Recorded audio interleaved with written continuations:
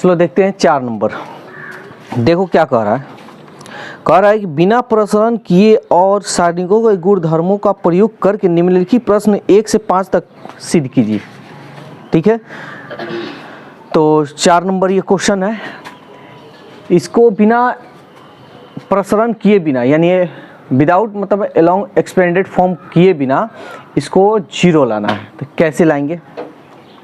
तो हम बताए हैं कि कभी भी 2 रो और 2 कॉलम समान हो जाए तो क्या हो जाता है जी?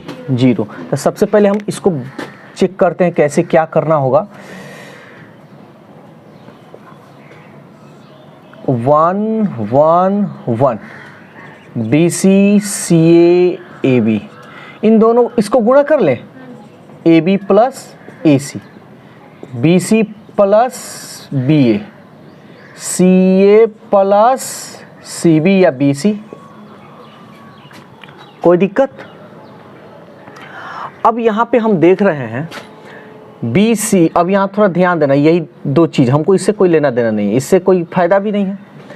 AB BC CA, AB BC CA, AB BC CA आ रहा है ना?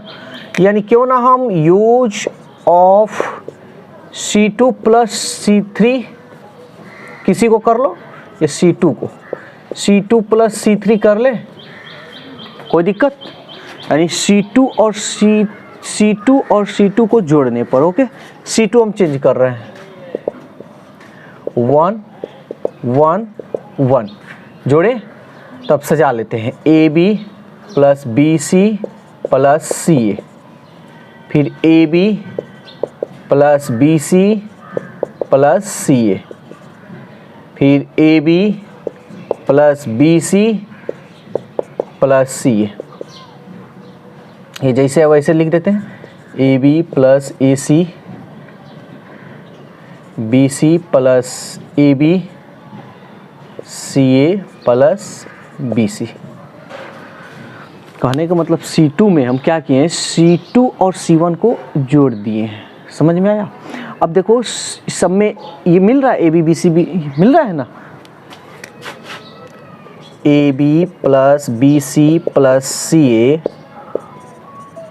कॉमन इन कौन सा? सेकंड कॉलम ना, यानी C2। कोई दिक्कत?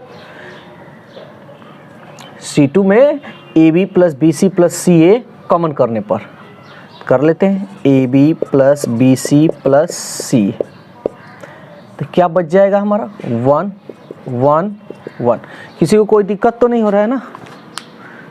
तो कॉमन करते हैं, यहाँ ये सब निकल गया, ये भी निकल गया, ये भी निकल गया, क्या बच गया? 1 1 1। AB plus AC, BC plus AB, CA plus BC।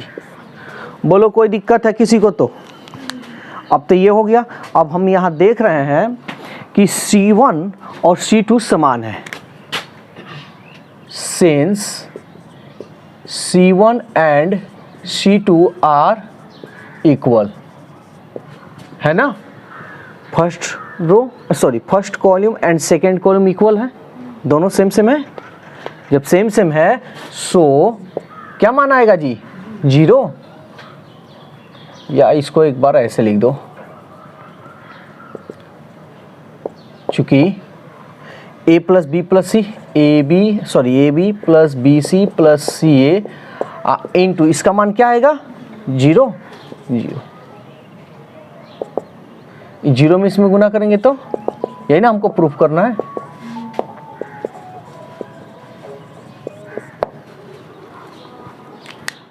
अब देख रहे हैं 7 नंबर। तो देखो ये भी प्रूव ही करना है, लेकिन इसमें करना है सारणिकों के गुणधर्मों का प्रयोग करके प्रश्न 6 से 14 तक को सिद्ध करना है, इसमें प्रूफ करना है। ठीक है, लेकिन इसमें जो प्रूफ करना है वो दे रहा है, देखो स्क्रीन पे दिया हुआ है 4a square b square c square. ठीक है, तो सबसे पहले हम देखते हैं इसमें क्या कुछ कॉमन उमन तो नहीं। अच्छा यहाँ पे सब में कॉमन है क्या? ऐसे भी कॉमन हो रहा है, ऐसे भी कॉमन हो रहा है, ऐसे भी कॉमन हो रहा है ना, किसी भी तरह कॉमन करो, यही कॉमन हो रहा है। चलो कॉमन करते हैं तब।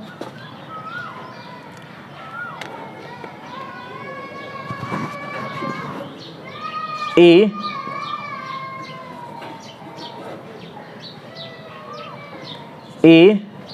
कॉमन हो रहा है, बी सी, इसको A B C common in C1 C2 and C3। C1 में A कॉमन करने पर, C2 में B कॉमन करने पर, C3 में C कॉमन करने पर। बोलो कोई दिक्कत है तो?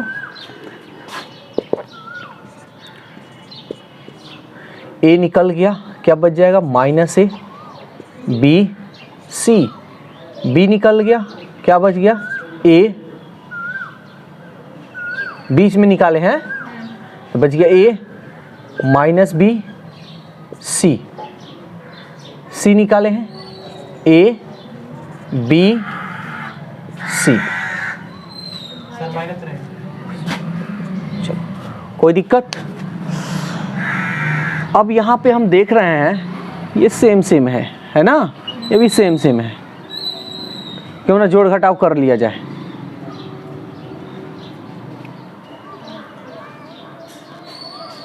चलो कर लेते हैं। Use of C1 plus C2 कर ले, ABC, इन दोनों को ऐड करेंगे, इन दोनों को ऐड करेंगे, इन दोनों को ऐड करेंगे, प्लस माइनस माइनस कर दिए हैं,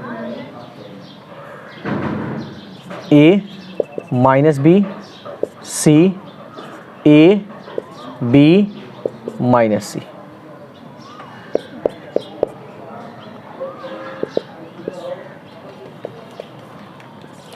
ABC 0 0 2C A minus B B C minus C। कोई दिक्कत? सारणिकों के गुणधर्मों का प्रयोग करके इसको, ठीक है। अब हम लोग सारणी का गुणधर्म का प्रयोग किए हुए हैं, सारणिकों का जो भी नियम है वो सब नियम, यही सब नियम है, ठीक है। लेकिन इसमें नहीं कह रहा है कि बिना परिसरण किए, इसमें नहीं ना बात जिक्र कर रहा है। तब हमारा हम जानते हैं कि ये 0 0 जो आए उसी को लेना चाहिए। ये 0 आ रहा है, ये 0 है, तो इसका तो काम खत्म, यही ना बचेगा, तो ले लेते हैं। C1 के अनुदिश प्रसरण करने पर, ठीक है। यानी C1 लिए हैं क्योंकि C1 में क्या है, 0 0 है, 2 0 है, ये वाला। तो अब हम लिखेंगे ABC। अब सबसे पहले, अब ये रुक जाओ, ये देखो इसका स्थान कितना नंबर है? 21 31। अंकों को जोड़ो, 3 और 1, कौन सी संख्या? सम आएगा तो प्लस, तो ABC। अगर माइनस होता तो यहाँ माइनस चढ़ा देते, तो ये